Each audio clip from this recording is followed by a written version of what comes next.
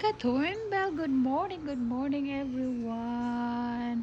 Anong ginagawa natin dyan? Pasyal ko lang muna kayo. Wala akong ganap ngayong happy Sunday nga pala everyone. Ayan. Hindi masyadong malamig ngayon. So, dalawin natin ang ating mga manok. Nga pala yung aking mga manok na bawasan ng 3 dahil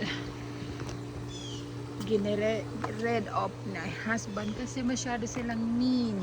Inaaway nila yung ibang manok. So, inalis ni husband yung iba. Nasaan na? Nasaan yung dalawa? 3. Isa lang yung nagagalakad-lakad. Saan kayo? Hello? Nasaan kayo? Ay, bakit hindi gumala yung iba? Ha? Bakit hindi lumabas yung iba? Teko, ang hirap naman dito. Hello, come here! You all cold there? Huh? Come here! You all sick? You don't wanna walk? Come on! Come right here! So, ayan. Konti na lang. 4 na lang yung natira kasi inano ni husband yung 3 kasi lagi nilang inaaway itong si Nugget.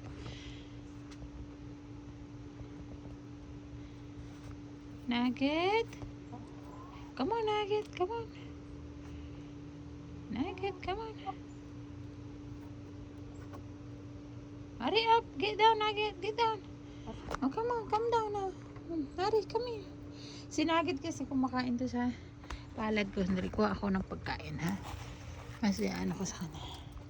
Gustong gusto niyang kumain sa... Naku, baka madulas na ako. Ayan. Kakain yan siya sa palad ko. Ayan. Yan gusto ni Nugget din ganyan. Come on, kain ka rin, oh. Gusto mo rin? Kain ka rin? Uy, kain din pala siya. Ito yung bago. Mababait ito. Okay, kain ka na, Nugget. Huwag mag-away, ha? Ayaw mo. Selos ka na agad. Oh, ito na. Ito na. Lagay ko na lang dyan. Oh, kainin nyo na. Pagod na si mama eh. Ito, you okay ka lang? Ha? You okay?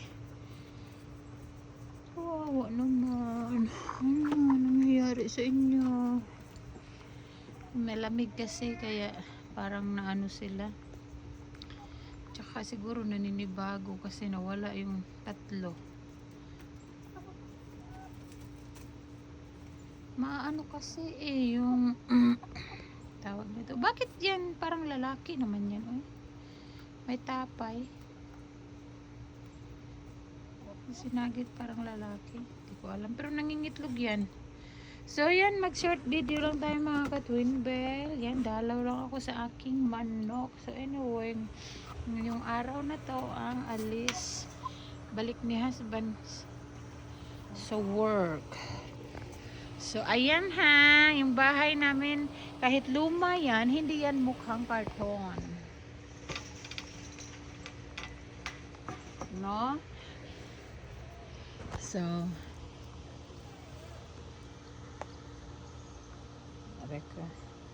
ayan. So, hindi yan siya mukhang karton, no? Maganda yan, parang nga yan resorts. Oh, ilaw-ilaw pa yan dyan. Yan. So, ayan, Tucker. Meron ka bang ganyan? Sinasabi mo, tag 200 lang ang bahay dito? Yan, tignan mo. Bago pa yung bubong na yan. Oh, kapapagawa lang namin, di ba yan? Kasi nga nabagsakan ng puno ng kapitbahay. So, magkano ginastos dyan? Oh,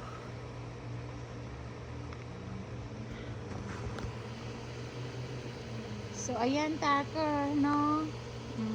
May swimming pool pa. Ikaw ba meron kang ganyan? Wala ka man ganyan. Kahit nga isang kwarto lang, wala ka. Nasa sarili mo talaga. Nangungupahan ka lang, di ba? So, huwag magmayabang, no? Huwag magmayabang. Dahil kilala ka namin na nagpupumilit na meron kahit wala. O, di ba? At least ito, sa amin talaga ito. Sa amin na talaga ito. Dahil paid na ito, sasakyan ni Habi. Yan, bago yung sasakyan ko. Oh. Diba? Yan, maganda yung sasakyan ko na yan. Ha? Sa akin yan. Pangalan ko mismo nakalagay dyan. Wala kay Habi. Sa akin talaga yan. So, okay? Hindi naman natin kailangan magmayabang lalo na kung wala yung ikabuga. Okay? Kung alam naman natin sa sarili natin na nangungupahan lang tayo.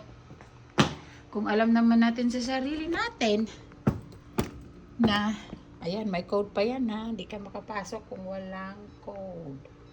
So, pipindutin. So, ayan, Tucker. Malaki yan. Kaya huwag mayabang. Dahil alam namin kung saan ka lang natutulog. Sa couch ka lang natutulog. Hindi namin talaga alam kung ano ang istorya iyong buhay. May asawa. At wala akong pakialam doon. Basta, huwag mo lang kaming pakialaman.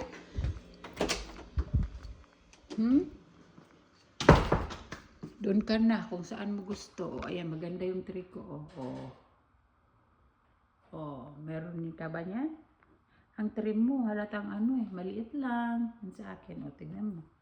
Ang laki niyan. Abot hanggang atip yan. Okay, mga ka-twin bell. Sige, dyan na nga muna kayo. Ethan, are you awake? Ethan! So, mga ka-twin bell, dyan lang muna kayo ha. Siyempre, talagang makalat yung bahay namin kasi nga, kalilipat lang namin dito, no? At wala kaming time, mag-ayos. Pinaupahan kasi namin ito.